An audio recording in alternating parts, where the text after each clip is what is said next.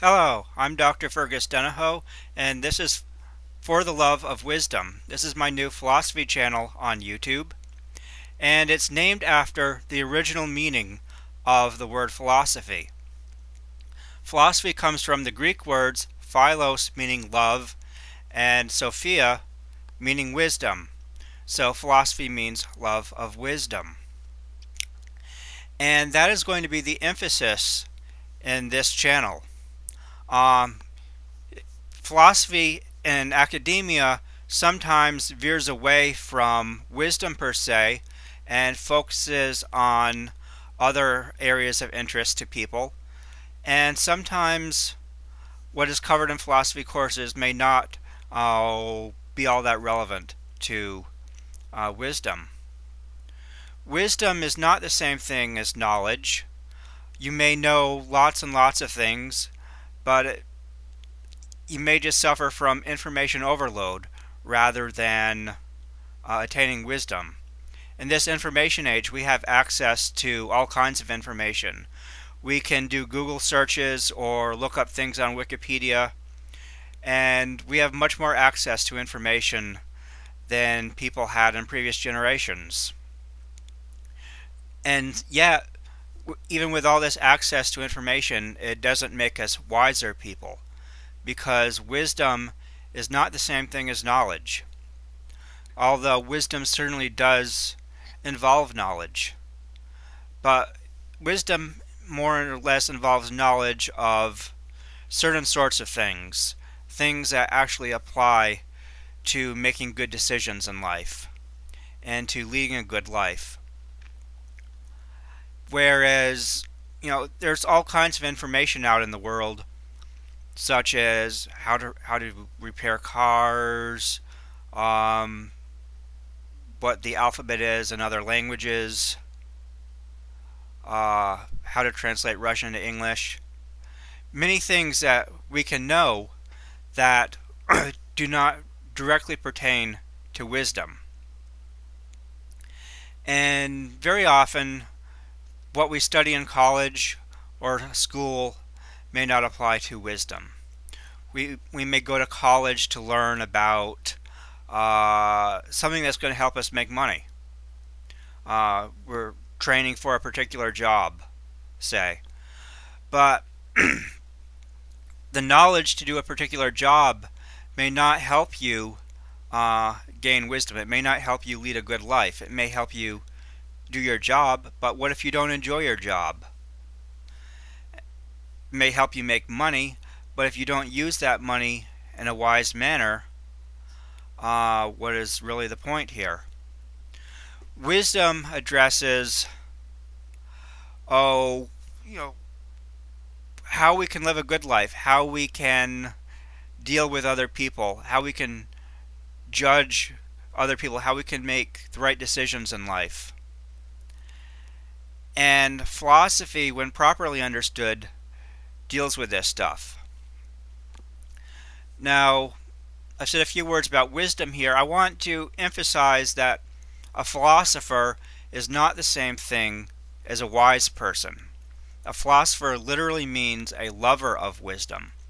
A philosopher is someone who seeks after wisdom, who understands the value of wisdom, wishes to have wisdom, and actively seeks after it. And in the context where the word philosopher arose, there were people called Sophists. These people were the wise men of the day, and they would go around telling people what they knew. They were sort of like college professors, perhaps, but they didn't have colleges back then, and so the people who knew something would attract an audience and perhaps get money from them for teaching what they know. And anyway, there was this man named Socrates who didn't consider himself to be a wise man, but was seeking after wisdom. And he would go around to these various sophists and ask them about their wisdom. And he would ask them detailed questions and engage in long dialogues with them, many of which have been written by his student Plato. And they would, oh, my chair keeps sinking on me because my leg keeps hitting the thing. Anyway, uh, he would try to find out the wisdom from these sophists. He would ask them about what they believed, and he would cross-examine them about what they believed.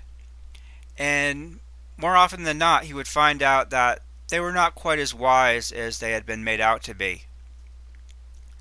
Nevertheless, in discussing ideas with them, he would gain in wisdom, or at least in knowledge in some way. And so it was still helpful to him to engage in this process of discussing ideas with the sophists.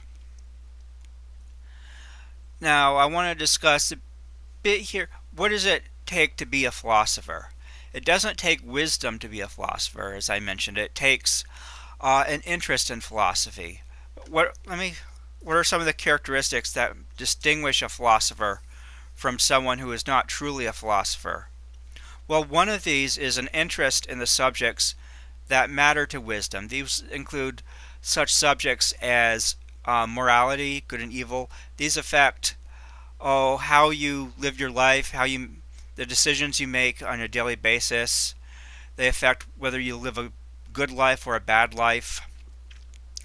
A philosopher is concerned with the foundations of knowledge because knowing this can help a philosopher better attain true knowledge. A philosopher is also concerned with human nature, helps him deal with other people, helps him understand himself better. A philosopher cares about the nature of the world. He wants to know, what kind of world do we actually live in? Is this a meaningful world, for example? And a philosopher wants to know about the meaning of life. He wants to know about the meaning of his own life and perhaps about the meaning of other lives of other people. How this all fits together to help him understand the world better. And in general, a philosopher cares about understanding the world better. Philosophy may not be so much focused on scientific issues, although a philosopher can be interested in science. But philosophy will generally be interested in some of the broad questions, some of the same questions that get tackled by religion, but which religion will offer a clear set of answers for, and philosophy will not offer you a clear set of answers, but it will be seeking the answers to many of these same questions, such as what's the significance of life? How should we go about living our lives? Religion answers these questions for people. Philosophy also helps people find answers to these questions. Another characteristic is an orientation toward reality and honesty. A philosopher really cares about what is true about the world. He wants to know the truth about things, not just live in delusions. And another characteristic is humility. A philosopher would rather admit that he doesn't know something and so have the opportunity to learn than try to win an argument. It's for philosophers, discussion about ideas is not so much about proving your point to another person. It's more about seeing what you can learn. Now, there's an issue here.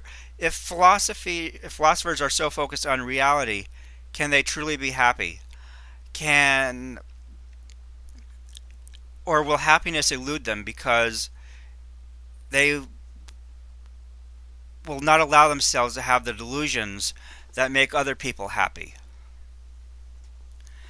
And this is something to think about, that we'll be starting to talk about next time, when I'll be focusing on The Conquest of Happiness by Bertrand Russell, in which we'll be looking at whether happiness is possible from the point of view of a well-known 20th century philosopher.